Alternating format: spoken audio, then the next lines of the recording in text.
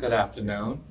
I'm Wade Atkinson, pastor of First Church of Religious Science in New York City. And yes, there are still a few churches around. So I invite you to come see us when you're in New York. It's my pleasure to present our speaker this afternoon, Dr. Barbara Lunde. She's spiritual leader of the Boca Raton Church Center for Spiritual Living. And Barbara was the daughter of Dr. Barbara Lunde, Dr. Norman Lunde, who was the founder of the Fort Lauderdale Church of Religious Science. And such, they had a very special relationship with Ernest Holmes. And so Barbara grew up really on the knees of Ernest Holmes. Dr. Raymond Charles Barker has pictures of her from early childhood with Ernest Holmes. So we're here today to celebrate her memories of Dr. Ernest Holmes. Thank you. Dr. Thank you very much. Well, the first picture I had, and I'll be able to show all of you afterwards, is a bust that was made by Dr. Celeste Turkin's father, who was a famous sculptor, and he made a bust of Ernest Holmes. And it's so much, it's a definite likeness of Ernest, and we love having it. I used to put it on our stage, and then I used to say, but Ernest wouldn't want to be up here on the stage. He would not want, us to be doing this. But I left it up there for a long, long time, and now I have it in the bookstore. But it's something I really treasure. It's beautiful. So I came from a metaphysical family because my grandfather, my mother's dad, was a metaphysician. He was always talking about your potential, your possibilities. He just knew in himself. And so this is the way he talked to all of us, and it was beautiful. It was wonderful. And when I was a child, I lived in Minneapolis, Minnesota, and I went to a Divine Science Sunday school. So yes, I was definitely raised in New Thought. And when we were ready to move to Southern California, because my father was shipped overseas in the Navy and we were kind of following him, my grandfather said, look up a man named Ernest Holmes when you get there. So we were already anxious to meet this man. And so when my father got out of the service, we all went to the Wiltern Theater. And we loved him from the very moment we heard him. My family bought a home in Alhambra, California at that time, and so we found the Religious Science Church there, which was Dr. Carmelita Trowbridge, and we joined and fell in love with her and the teaching all over again, and it was wonderful. My parents just got involved. They started taking every class. They headed up the youth and the Sunday school, and then they started a teen group. So they were very, very much involved. And then my parents went down to Los Angeles to study with Ernest also and do further studying. And Ernest invited them into his private Tuesday group. So all the while they would go to that Tuesday morning group, and must have been wonderful. I never went. I saw a lot of the notes from it, and it was fabulous, just sitting and listening to Ernest. So one thing I'd like to say about Dr. Carmelita Trowbridge is she was elegant, and she was a master teacher.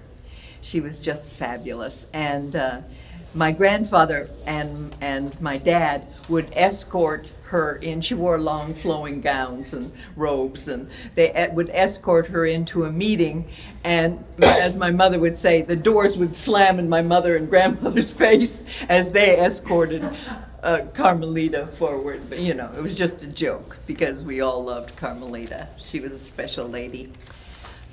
This picture, which you can all see later, really is the first seminar in the High Sierras, 1953. And Ernest Holmes spoke in the morning and at night. It was quite a rustic camp, and we all had a fabulous time. They didn't have any particular youth activities, but we just all had a good time together. was really a very special thing. And then I have a picture of Ernest with people. What's that one? I have a picture of Ernest with you. Oh, that's good. But I have a picture that I want you all to see later of Ernest in a group of people, and he's in the middle. It just kind of shows Ernest. These people, these women were hugging him, and he was just in the group. He wasn't, that's it. Yeah, that's it. It's a beautiful picture of him. And just, he's right in the middle. And that was Ernest, wasn't it? He wasn't standoffish or better than the rest or anything else. He was part of the group. He wanted to know what everyone was thinking and what do you think of this and what'll we do next? And he was just a lovable man, a lovable man. So at Asilomar, my parents were the head of the youth group there. And so the first Asilomar, we all went to, the teens, I was a teen then, and we all went to the regular Asilomar. We didn't have our own camp. But we had a dorm, which has been torn down from Asilomar now, but a long dorm. And that's where we slept. And there's a picture of my dad waking up in the dorm room because they played rock around the clock early in the morning to wake everybody up. So it was great fun. The teens had their own classes, but we always went to hear Ernest. He spoke at the final evening, at the final part of the day, and it was wonderful. I just, remember how I felt and being there and listening to him. And I can say I didn't understand everything he said, but I felt everything he said, and I loved it. It was magnificent. So, and then the teens would have their own meetings. Actually, Adela Rogers, St. John's, was one of our favorite speakers. Ernest would teach the classes, and we always ended the day with a peace prayer, which we would have something to sing. Now, the music at that first Asilomar, and many of the first Asilomars, was different. There was an organist in Los Angeles, and she would bring her organ. They would bring the organ in, and it would be organ music. That was the music at Asilomar, we didn't have the music that we have today. And even the kids, we would sing Open My Eyes and Onward Souls Eternal, but then of course we also had our rock and roll music. But I think, I'm wondering how Ernest would feel about it all. He was very adaptable, and I'm sure he would love all the changes that go on. But some of the kids from the Los Angeles youth group wanted to serenade him with We Come to the Garden. We used to sing that in the churches too, We Come to the Garden. And so they were all ready to do it, and some of the adults came out and said, no way, are you going to disturb Ernest? And so they went ahead and did it anyway, and Ernest came down and out, and he talked to them for an hour. He loved it. He loved the kids. He loved being part of everything that was going on. So that was so much fun to know him, and he was always posing for pictures. I've got some with Peggy Lee. She was there at those first Asilomars. And Hazel would be there, and everyone posing. And Canon Gottschalk, he was a Presbyterian minister that he knew for many years, and he would come to Asilomar with his robes. And Ernest would make fun. Oh, can I kiss your ring? He'd say, and he'd make fun. And there's one of him, Ernest, kneeling on the ground. I don't remember what he was doing, but being silly of some way. He was making some kind of a joke. He was always joking and being lighthearted and fun. And with all the wisdom that he gave us, this other side of him was so beautiful and so wonderful. So Hazel was loved by everybody too. I have a beautiful picture of Hazel looking at Hornaday, and she just with such love. Yeah, there's Ernest kneeling down at Asilomar in that area in front of the Crocker Hall. Was that still always the Crocker Hall, the dining hall? And the cars used to come in at that. You could park all around in all those 50 cars, the year 50. It was fun. So One year, Ernest came up on the bus with the kids. Now you can imagine, kids are singing and loud, and there were 2 busloads of us that went up. And one year, Ernest was right in with the kids. Yeah, on there it shows some of us as we got out of the bus. You can see Ernest there too, and probably in his plaid shirt, which he loved, his favorite shirt. So, back in The plaid jacket. plaid jacket, yeah. Then, yeah, actually, this is him in his plaid. This picture was taken outside of Silmar, and I love that picture. Yeah. And anyway, when back in Los Angeles, my dad was becoming a minister, taking all the classes, and so he had a little office in between Hornaday and Holmes, a tiny little office. And my dad was head of the ushers at the Wiltern Theater. And I've got a picture of that too, and my dad was one of the ministers at headquarters because he would give the lectures at the synagogue on Wednesday night. They had lectures, yeah. This is the center. Yeah, and I have some literature about that too that everyone can look at afterwards. But my brother, who delivered groceries, it was his job to deliver groceries, happened to have Ernest home on his route. And so he would deliver groceries to Ernest Holmes, and if Ernest was home, he would go out into the garden with my brother and talk for hours, and just what's going on, Blake, and what do you think of this? And they had a wonderful time looking at his garden and talking about life. My brother always remembers that and how much that meant to him. And I got one of Louise Hornaday's collies. She raised collies. And I got one of her dogs, Ginger, and I had that dog for many, many years. I loved that dog. And I know that Ernest loved dogs. And don't we love people who love dogs? It just says something about them. And right now I have 3 dogs in my home. My daughter lives with me and she has a dog. My grandson lives with me and he has a dog and I have a dog. So it's a happy house. I think it was Hazel's suggestion to Ernest that they send my dad to Miami to take over the church. There was someone who was kind of teaching something strange in the name, as goes on sometimes. And so my dad went to Miami and he restarted the church there. And it was just supposed to be for a while, but they fell in love with my dad. And so we all ended up moving to Florida.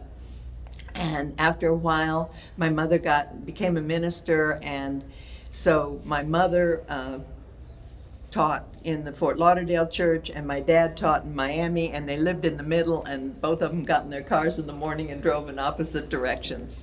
So we kind of had everything covered there. Eventually, my dad joined my mother in the Fort Lauderdale church, and they built a big, beautiful church there. And Ernest visited my folks after Hazel had passed away in 1958 for 3 weeks, I think it was. And they traveled all over the state of Florida, speaking at different places and drawing huge crowds. And also they went to the tourist places and showed Ernest all around. And Ernest at that time said he felt the same pioneer spirit in Florida that he had felt in California. And I always remember that. That was, yeah. And also he told my folks, he stayed in their home and he told them, don't disturb me for the first hour, I will be meditating. And that's exactly what happened. The rest of the day, he'd just be having a lot of fun. He cooked. One day he put on an apron and he's out there cooking. They didn't know what he was making, and my mother was out washing the car. She always remembers this because Ernest came out with this apron on and said, what are you doing? A man's job. And she said, well, look at you. And they talked on the porch about how silly all those things were that we used to live by. And one time, anyway, he made strawberry shortcake that I'll never forget. It was delicious. And he would go out in the patio and they would sit on the chairs and sun out there. My mother liked to get her son, and Ernest would sit with her and they'd talk. One night they talked all night. Just, you know, how you're just talking about life and everything, and so they're talking all night. And then Ernest said, "So this is where the sun comes up like thunder." The sun was coming up, and, you know, some song like that. He said, "So this is it."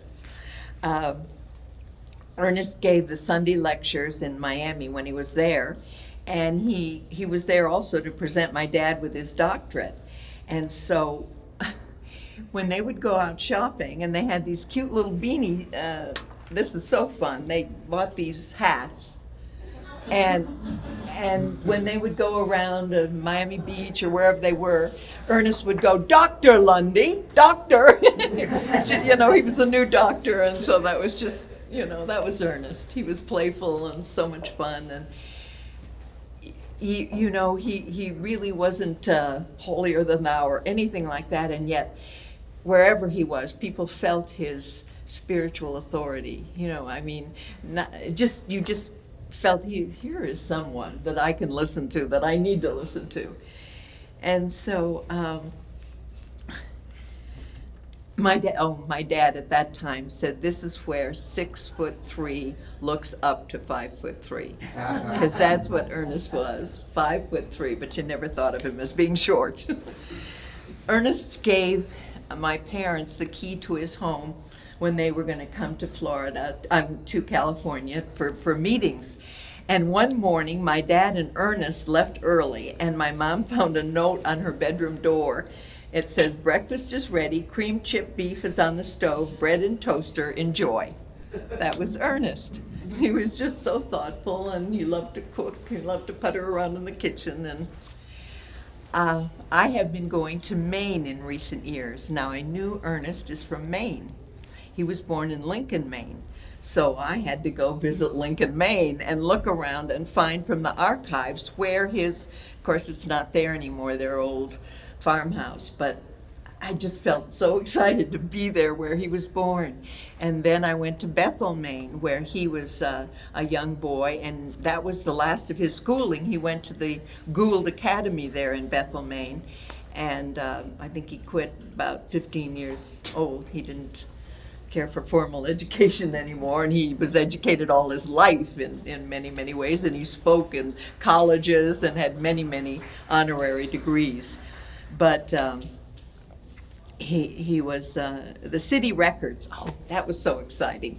When we were in Bethel, Maine, we went to the city records and we found where their home was there, and we found out that the family attended this church, and it was built in 1800 something, and he and his brother used to pump the organ. And that's what they would do there. I mean, it was just thrilling to stand there on the steps where he had been. So I was I was the oldest grandchild, so my grandfather sent me as something special to Brown School for Girls for my 11th and 12th grade in Glendora, California. Beautiful school. And it was a wonderful experience. But we had chapel, I think, every day. And in chapel, they talked about hell and damnation and being saved and stuff, frankly, I had never heard. I don't know where, I mean, I was raised in New Thought, and I don't know. I'd never heard of all this stuff. And so I came home. The school was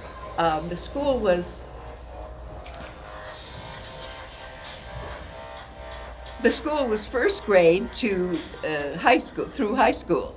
And so it kind of concerned me that they were talking to the little children this way too. You're going to burn in hell unless you get saved, or whatever it was. And so this, of course, I went home, and this is where I really got serious about the teaching and started to take classes, really learn what it's all about. And I talked to Ernest about it too. And because I said, I was concerned for those little children, and he said, it's okay. He said, he told me about his experience in church, and if it was a particularly fiery talk, on the way home, his father would say, "Don't you listen to that. That's not the truth. There is no evil. There is no devil. You don't have to listen to a word of that." And so he said, you can just, if you see some little children frightened, you just might go up and just tell them, God is love, and you're loved, and don't worry. Just say little things. Of course, I'm not going to change their religion, whatever those people were there to hear, but I know I wanted to help those little children know none of that was the truth. So I can hear Ernest. I can just hear him. When I read the textbook, I hear Ernest's voice, and that's so exciting to me. And I could just hear him. He would stop, and some of you have heard recordings. He would just stop what he was saying. It was just eloquent, and he would tell a joke. Or he would just burst into poetry, and his voice would change, and it would be beautiful, and he might even cry. He was just such an interesting speaker. He just carried you right along with him. He was a lovable man, a down-to-earth man who loved people and animals and nature, and he loved his Hazel. And of course, after she made her transition, he always said to a lot of people that he wished to just follow her, and he wasn't here that much longer after she left. In Miami, there was one of his cousins, Adela Chadwick, was a practitioner in the Miami church when my dad was the minister there. And she told that when she visited Ernest in Venice in the early 20s, she just observed him and listened to what he was saying, and she said, I think you've got something here. I like the way you're living your life, and I like what you're saying. But if you'd call it a religion, she said, I would have run like the Dickens. But since you call it a science, she said, I can learn it, because I learned the science of mathematics, of chemistry and physics, and I can learn the science of what you're teaching. So in 1930, she took all the courses at the Institute, and then Ernest asked her to create some kind of class to find out what practitioners know. So she said, once we get this class organized, then you and Reg Armour and Clarence Meyer can conduct it. And so she created this class where first you get the Science of Mind lesson, then you learn how to do treatment, then you work on a case, and then you tell what the case is, what the diagnosis of the doctor was, or what your diagnosis too, and then what is your treatment, and then you write it all out and you explain your results. Does that sound familiar? Yeah. But Adela said, by this time you could put your finger on every single one that really knew what they were talking about. And that was the beginning of the practitioner's clinic. So it's kind of interesting how it all came together, isn't it? She said that, I love this, she said that Ernest loved to read, of course, and had a terrific memory. We all know this too. And one time Adela and Ernest's mother were knitting or playing cards or something, and Ernest was reading in front of the fireplace. And he said, listen, girls, this is what so-and-so says. And then he would read it, and then he'd say, and this is the way I would say it. Then he would put everything the person had said in several pages into 1 or 2 paragraphs and make it so much clearer. And when you think of what he did, he studied all those philosophies and religion, all the things that he studied, and how he put it all together and took what was that thread that ran through everything, and how he made this science of mind for all of us to study and to learn by. How amazing it is. It made it as a way of life. That's really what it is, isn't it? It's something we live every day of our lives. It's not something we go to Sunday about, or one compartment in our life. It's our life, and it's so beautiful. And the thing about it, I think, we talk a lot about open at the top, and I think that's what our teaching is, because we don't have, here's what you got to learn, and these are it, and you parrot it back to me, and this is it, and this is as far as it goes, as some religions are. No, this is find the divine within yourself. Find who you are and live it and love it.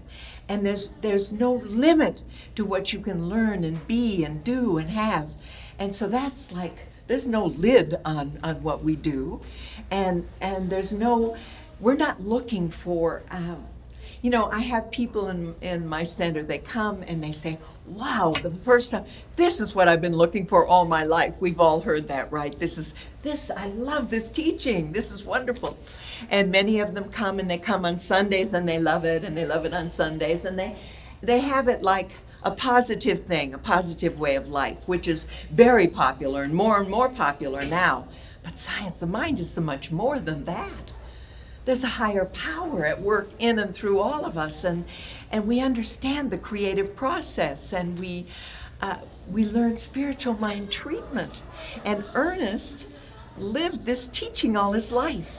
He did treatments always. He did treatments for other people, he did treatments for himself, and he asked other people to treat for him. And so he really lived this. And it was like our teaching, I teach first year, or I had been up until my daughter. My daughter's a minister now. Who knew? But it does run in the family, I guess.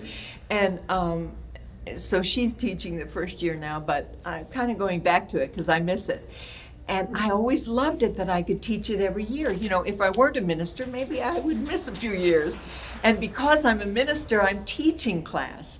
I'm here. Don't we learn every time we open the book, every time we teach something, we're learning. There's no end to this learning. It's forever. And so that's what's so exciting to me. Ernest had a fabulous memory, and I was saying that some people will go to classes. They'll go on Sundays, and then others get interested and go to classes, and then they're more interested in the teaching. Why, there's much more to it. And then there's also the people who leave always in search of a new healer, a new thing that will bring them, they say that life is a search for God. I think it is. That bottom line, that's what it is. We're searching for God. And we're learning that God is within us.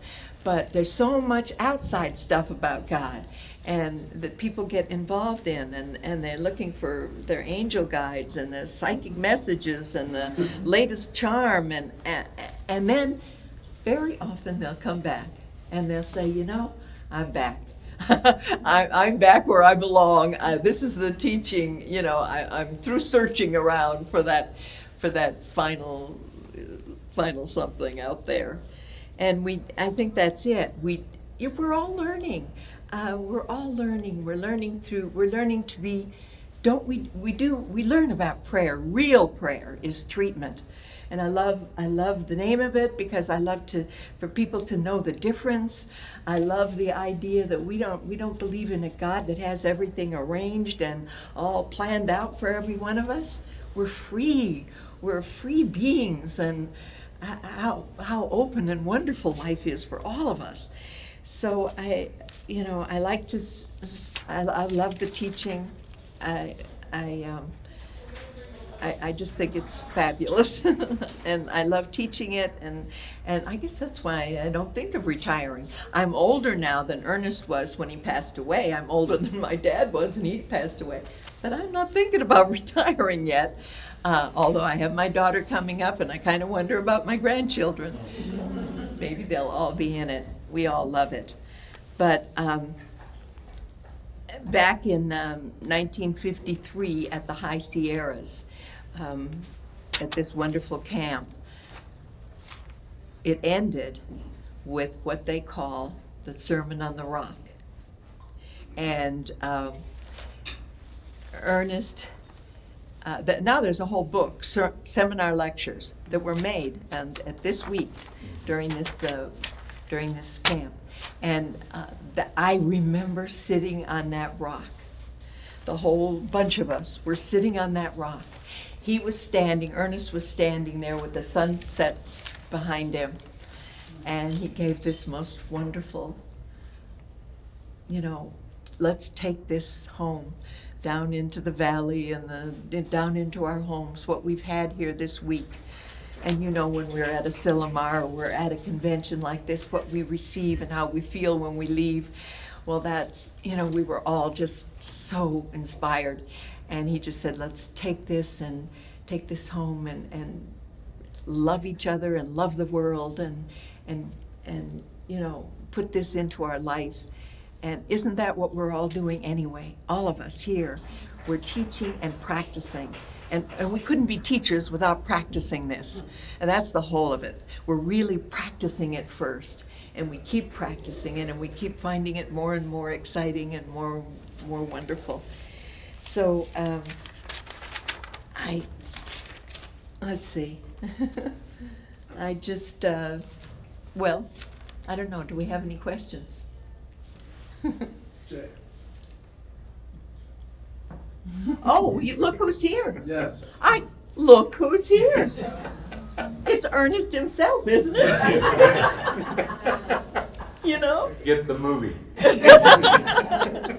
No, that's so wonderful. Tell them what, so they may not know. Yes, he's going to be in a movie. He's Ernest in the movie, and he is like Ernest, so this is beautiful. He's going to be talking to... And I want you to meet Sue. She is the producer of the film. Yes, you're right. He is sensational. He's Yeah. very, very wonderful. He's our star. Yes. The Yes. website is, what is it, Jay? ErnestHolmesLife.com. Life. You can go and see the ErnestHolmesLife.com, lowercase. It's an 11-minute trailer. teaser. Yeah. Did you wear a plaid shirt? I wore a Yes. plaid shirt. Yes. He did. Yeah. Very good. Two. Two plaid shirts, yes, right. So we looked like he wasn't doing it all at once. So I changed costume. Good. That's Adela Rogers St. John's there, and she did a lot of teaching then and Yes, was a in fact, wonderful, Adela's in the inspiring movie. woman. Adler, we have an Adler. We have an Adler in the movie. There's Yes, the pro, yes. it's Oh. in your program. isn't it? Yeah. We use it as a fundraiser. We have Adler and we have Reg Armour, and another star in the movie is played herself, and she's here. Oh, yes. This is Marilyn plays Dr. herself. Marilyn Leo, who is Dr. Reg Armour's daughter. Yeah. And lived right next door to Ernest Holmes, and I love the books that she has put together and written. I love those. But you know, the thing, if I can just interject, she tells really interesting personal things that she's never written about, that we have her now on film talking about the pigs and the chickens. Wonderful. And all those very special, you know, homey things is what we were trying to do with this video. To see another side of Ernest reminiscing with his family and friends. And Oh. here she is. And then we also have his musical director, who must be, how old do you think?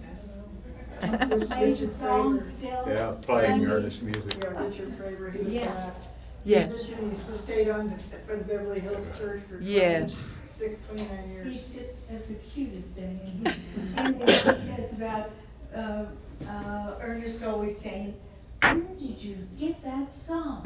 And it was a poem that Ernest had said, you know, 2 Sundays before, and so he wrote the music, and so in the video, Richard says, we did.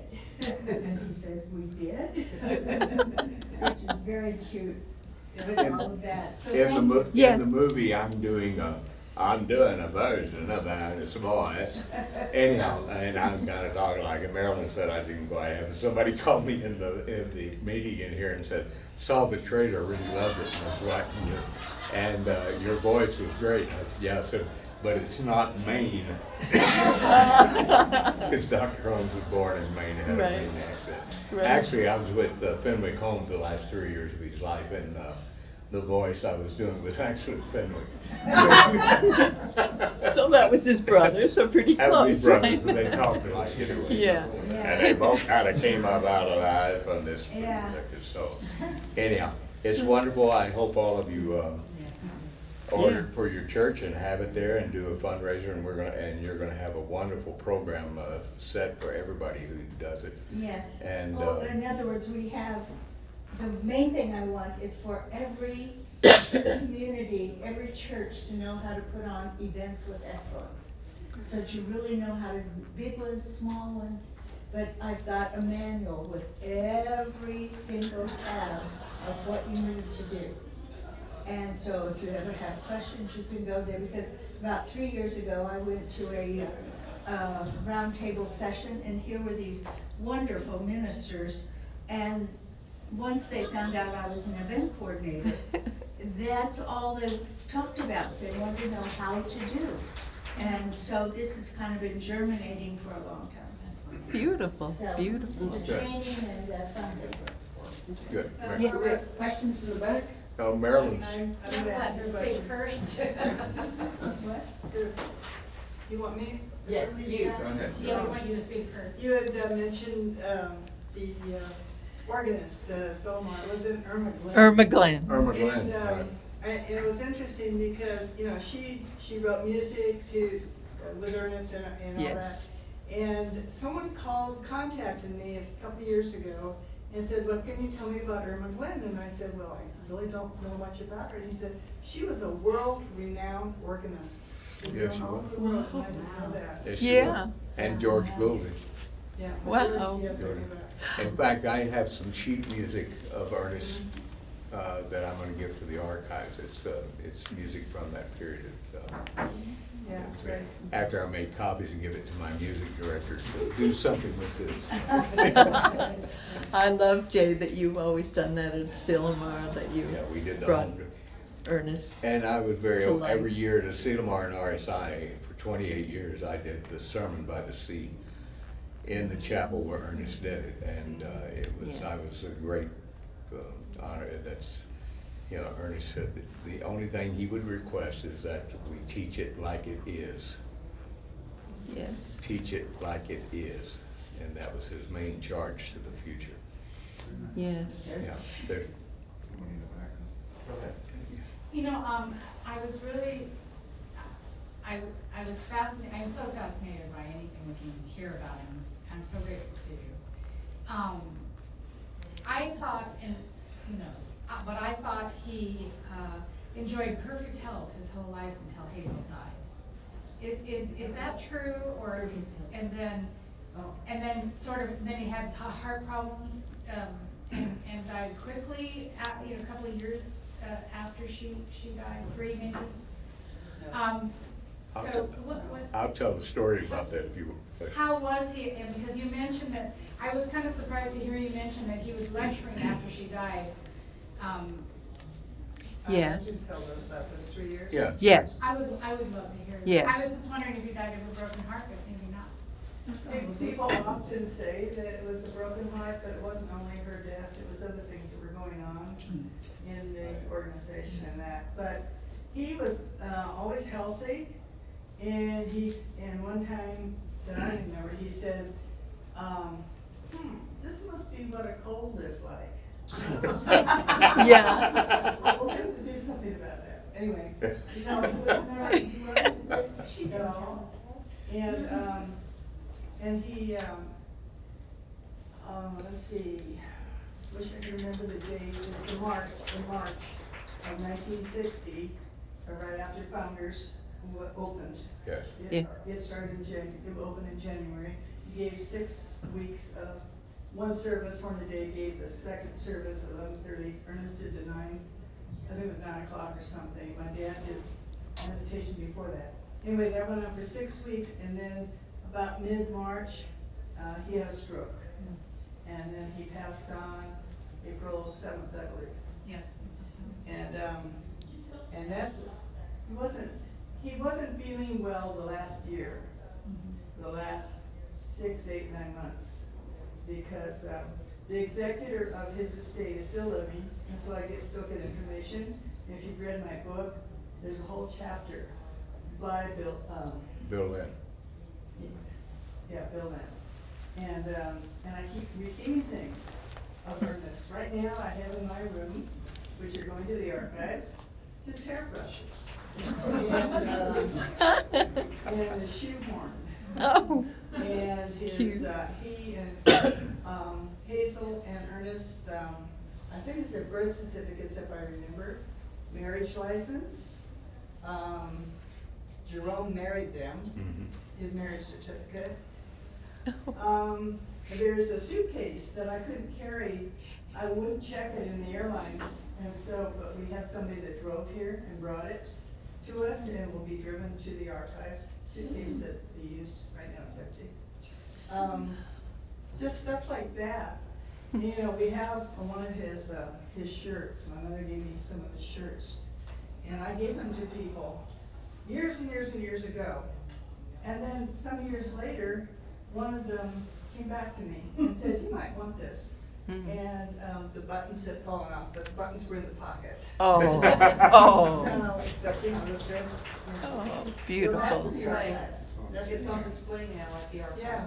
So I guess my question then is, that those last 3 years after Hazel died, then he was cheerful and working and. He wrote the book with his brother. Yes, Boy The- Celestial was Yeah, the last. Boy So he Celestial, was I know. busy and. And volume 3 of the Holmes papers is the transcription of those lectures in Florida. for the That's most right. part. Oh, yes. Excellent. This is really. And Boy Celestial, if you don't have this book, is really his own story about himself and his search. And he spent 3 years with, I was with Fenwick, and Fenwick gave me a lot of insight. Fenwick did the metering for it, and Ernest wrote the material. It is an epic poem that if you do not have this as part of your own experience, I recommend it highly, that you get your hands on Boy Celestial. I think I went maybe 4 or 5 or 6 years back in my 20s when it never left me. I had it with me all the time. And it is amazing experience to go through Boy Celestial and just his flow of consciousness. About what you asked a minute ago, I have a wonderful story of Ernest had a cold one once and was going somewhere at the Institute, and somebody came up and got on his case because he had a cold. And Ernest said, "Well, I believe colds from confusion, and if I'm only confused once a year, don't worry about it." Yeah. So I guess your comment when you said, you know, he wished that he was gone with her.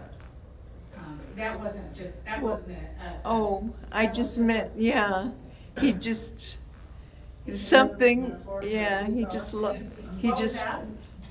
I said, is that what you call a metaphor? I don't know. I'll tell you a personal story. How I know.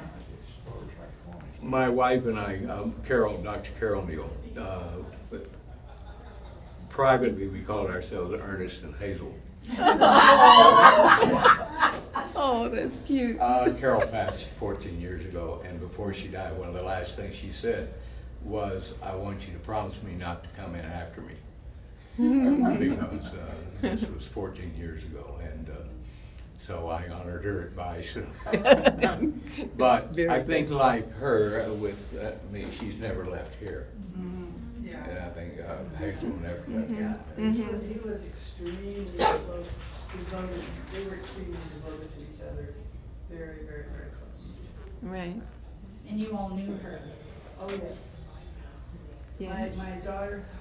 My sister. Another thing on display in the archives is a gold colored, a jacket that belonged to Hazel, and she had given to my sister. And so my sister just gave it to me after the archives. Well, you know, I was at the Science Mind magazine meeting this morning, and they're gonna have a wonderful thing going on. The 90th anniversary is in 2017, and they're gonna have wonderful things going on, and they're all encouraging stories about conversations with Ernest Holmes. Now, they also are saying imaginary or Oh, yeah. true. Uh-huh, And I have some Fun. true ones. I'm gonna get some, nice. see if we can get something out there. Our history is so important, isn't it? It Isn't it? is. And We're you should- hungry you to should hear write and to something for learn. that. Mm. Yes, You should write absolutely. something. Absolutely do. I have the 50th anniversary where Bill Hornaday wrote a wonderful dissertation on Ernest, and they should republish that for them. We wrote lots of little things in the 50th anniversary, and in that is a story that my sister wrote about Ernest and Hazel. It's called The Doll, where Ernest baptized my sister's doll. Yes, and this is in the movie, in the video that we're doing, told by the woman. Oh, that's fun. I read that. The humor and they love children, of course they loved everybody, but they loved children, and the Hazel's idea, oh, let me go get Papa and he can baptize. And what was her name? Penny was the dog. Cute. And you said they love dogs, but did they have dogs? Yes, They had a big German Shepherd. yeah, Yes. big, like German Shepherds used to be.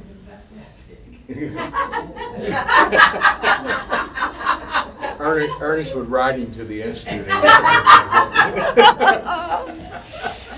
And I love the book by Ernest and Bill, Hornaday. yeah. That, what's the name of that one now? They changed their name. Help for today. Help for today. No, No, there's another one. no, that was by Oh, yes, I know what you're talking about. the Aladdin's Lamp. Aladdin. It tells a He wrote lot, that one. you get a feel of Ernest Yeah. from that book, a lot of experiences they had.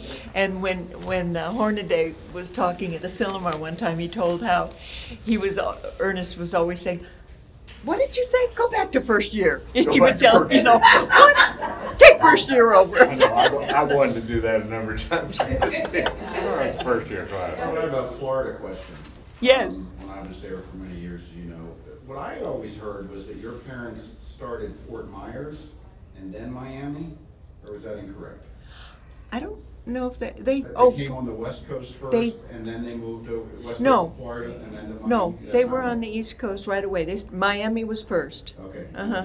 And they started at Fort Lauderdale on a boat, the back of a Right. yacht, yeah. You know, Yeah. we found, I don't know if you know this, we had the charter from 1966 for Fort Lauderdale for RSI. And then Yeah.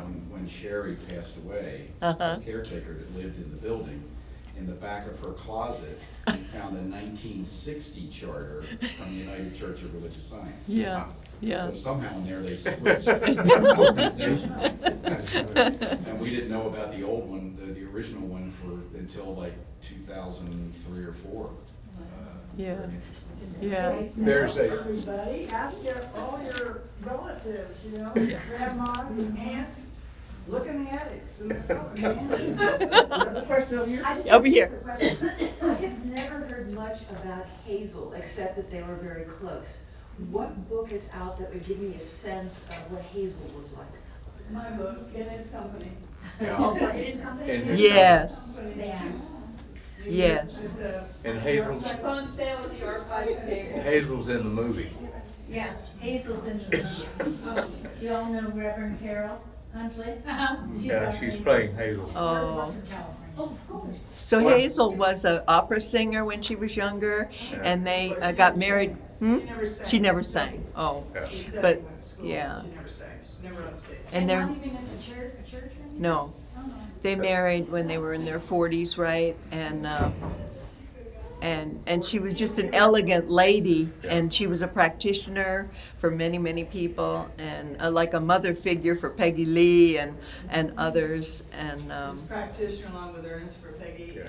and many other Yes. celebrities. Yes. yes, I was Peggy Lee's practitioner, and I got a lot of insight that I never got from anybody else about them and how much she loved them, and it was they just about raised her. If you will read her autobiography, she talks about Ernest 3 or 4 times in Yeah. her autobiography. Yeah. Peggy Lisa. Peggy Lee. Was Hazel clairvoyant, like they say? I'm guessing, is that all there Was is? Hazel clairvoyant? What? Hazel was intuitive. What? Some people believe that she was, yes. Yeah. In fact, my dad mentions that that was Ernest. I'm pretty Yeah. sure that's the book he. Yeah. Yeah. mhm. Yeah, I think he says she has clairvoyant eyes. Here's this. Here's question back. Reverend Carol here. Well, I missed the first part of this, but one of the points of interest for me was the hospital, where they did spiritual mind treatment. Oh, that was with Bill Hornaday, yeah. Yeah, could you tell us, do you have any Is that on the information? video? Yeah, that's on the video too. It's on the Yeah, video. it's, Yeah. Oh, good. Yeah, A story about yeah. Florida, that Ernest was supposed to go to Florida to do something with your dad. Do a cruise. And they were going to do a cruise together, and Ernest didn't go. He sent Bill Hornaday. Yeah. And I have the lecture that Ernest gave, because he filled in for Bill that morning. And he says they're having religious science, they're having a religious science meeting on a raft in Florida, and said, I decided I didn't want to go, so I'd send Bill Hornaday, and he says, everybody's excited because they think there's a metaphysical expert coming to visit them, and the reason they think that because they never met him before. Marlene, I don't think, there's probably some people in the audience who don't know the story of how your parents came to be coming to Florida to start the churches. How that happened? Yes, how that happened. Did you tell that? in Yeah. high school? Yes. You were looking for pictures. I- Yeah, Okay, yeah. thank you. Yeah, Ernest wanted them to come out to Florida. And your folks started Fort Lauderdale. Did you start the Boca Center? No, but a student of my dad's, and is Frank Simon, and and Frank said, you come and help me, so I went and helped him, and then it was just, before we became a church, Frank left, and I became the minister, but How long have you been there now? in Boca, Yeah, it's in 1979. 79, you've been in Boca since 79. I thought you'd been longer than me. Well, I've been a minister before that Okay. in Fort Lauderdale, Good. but, yeah, what else was I gonna say here? But I remember all the way back when you met in Jan McCart's theater, you were doing services in the round. which Yes, that was fun. so much fun. Yeah. It really was, yeah. I loved that. We were there and you were there. Mhm. Yeah. Not as a minister then, right? No, I was in show business in those days. It's fun, huh? Yeah. Lots of our ministers were in show business, right? Yeah. We had, let's see, you'll be celebrating what, in 2019? your How many 40 years have you been a minister? We've been in Fremont 41 years. Okay, I think I'm 41 or 40. Yeah, Something like that. But, yeah, do we have any more questions? Here. Yeah, I have 1,000 questions, I'm sorry. Great. Cutting off when you're tired of it. We're always talking amongst ourselves about the relationship between, the science of science and mind, where he was at the time, where Einstein and all of the new, quantum mechanics came into view. And were they hanging out and, were they sharing ideas? And the other one was Bill W. from the recovery program. Were they ever, Yes, hanging Yes. out? Were they Yes. sharing ideas? He knew Bill W., didn't he? Yes, And- yeah, Bill was a student of his, as was Chuck C. Was they what? You know who Chuck C. was? Yeah. Richard Chamberlain's father. Yes. And when I found Founders, it had 20,000, I think around 20,000 members. And Chuck was on the board of Founders, and they used to have a meeting every evening, every Sunday evening, and it was just packed with people. And no, there was a lot of influence there. George Bendel used to, he told me the story about when Ernest met Albert Einstein. Oh, he did. And when Albert Einstein, Ernest was with his niece, I think, Yes. when they visited. Yes. And he was sitting on the foyer, and Ernest was pacing back and forth because he was about to meet Albert Einstein. He was just, oh my God, that's Albert Einstein on the other side of this door. And on the other side of the door, Albert Einstein was pacing back and forth because he was about to meet Ernest Holmes. Isn't that good? And But- in an article, there's some articles in Science magazine by Einstein, and in one of them he addresses his observation of Dr. Holmes as the one of the most intelligent people I've ever met in my life. Wow, huh? And the thing is that all these scientific discoveries that have been coming along even since Ernest passed away, Ernest was talking about back in the 20s. He was talking about 1918. All these things they're discovering. He was talking about 1918. Remember, he wrote the first 4 chapters on the dining table of Robert Bitzer's home in Boston, Massachusetts. And so if you read the first 4 chapters of the textbook, that was written around 1918? Yeah, The first 4 chapters of Science of Mind you're talking about. Yeah. But don't you have the book? Didn't you bring Oh, I that have the over to my original, yeah, I house? have the original, yeah. Yeah. Do you have it in the archives? No, but, I'll leave it to you. in 1918 is when he was teaching classes, it was at the end of the war there, and that's what Love and Law is. You bet. Those are the classes, Love Love and and Law. Law, yeah. And the doctor just gave me another 25 years, so I'll leave it to you after I have to raise the camera for me. Hi, I'm Reverend Dr. Celeste Turkin, and over there, off camera, is the guy who instigated this whole idea for this session today. That's Reverend Greg Hart. I want to give credit where credit is due to Greg, and he says, you know, we have a living legacy in our midst. And she doesn't have a program at the convention. And I said, well, we can fix that. That's right. I hope And we then- do it again next year and do more of it and so let us see the pictures. Yeah, yeah.